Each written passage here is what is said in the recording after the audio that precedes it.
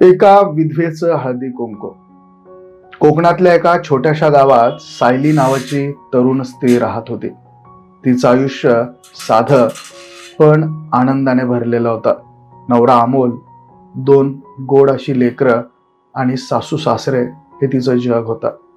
पण एका काळोख्या दिवशी सगळं बदलून गेलं.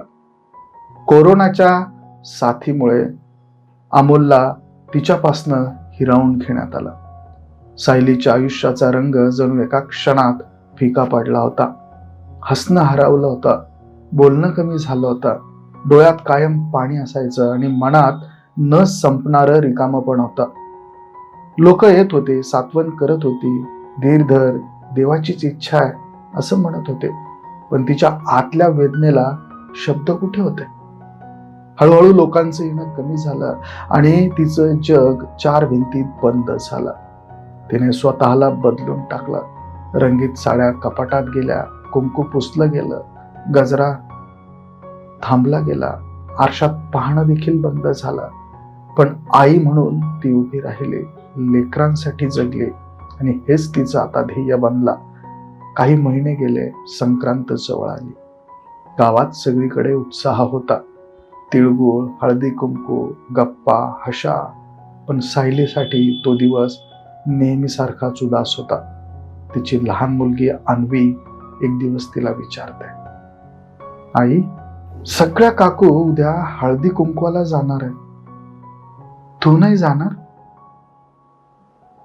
तिचे ते शब्द ऐकताच सायलीच्या काळजात धस्स झाला. ती हलकीशी हसली, पण तिचे डोळे पाणावले होते. ती काहीही बोलली नाही आणि हे सगळं सासूबाई शांतपणे पाहत होत्या. त्या रात्री त्यांनी ठरवलं, आता पुरे झालं. दुसऱ्या दिवशी सकाळी सासूबाई ह्या सायली जवळ गेल्या आणि त्या म्हणू लागल्या, सायली, आज तू तयार हो, छान अशी साडी नेस, आज आपल्या घरी हळदी कुंकू आहे. सायली दचकली, पण आई, मी? सासूबाई तिचा हात हातात घेत म्हणाल्या, तू विधवा नाहीयेस, तू आमच्या घरची लक्ष्मी आहेस आणि तुला आनंदाने जगण्याचा पूर्ण अधिकार आहे.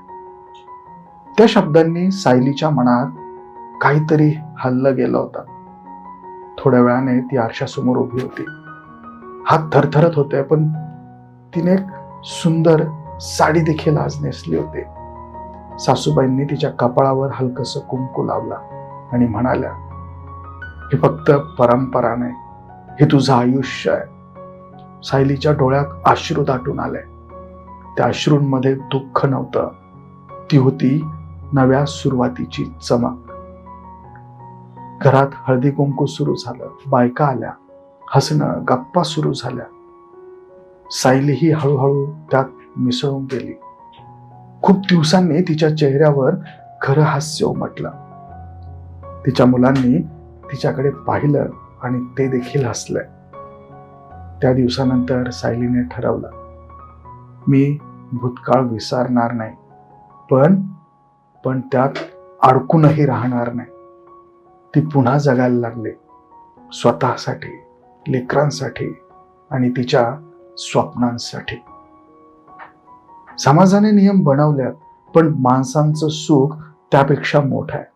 विधवा असली तरी ती एक स्त्री आहे, आई आहे आणि तिला हसण्याचा, सजण्याचा, जगण्याचा संपूर्ण असा अधिकार देखील आहे. तर प्रत्येक सायलीला पुन्हा जगता यावं, प्रत्येक सायलीला पुन्हा जगणं शक्य व्हावं, यासाठी ही कथा समर्पित. मंडळी, ही कथा तुम्हाला आवडली असेल तर शेअर जरूर करा. सोशल मीडियावरनं मिळालेला हा विषय आणि ही संपूर्ण काल्पनिक अशी कथा तुम्हाला कशी वाटली कमेंट करून अवश्य कळवा. व्हिडिओ आवडला असेल तर शेअर जरूर करा. धन्यवाद.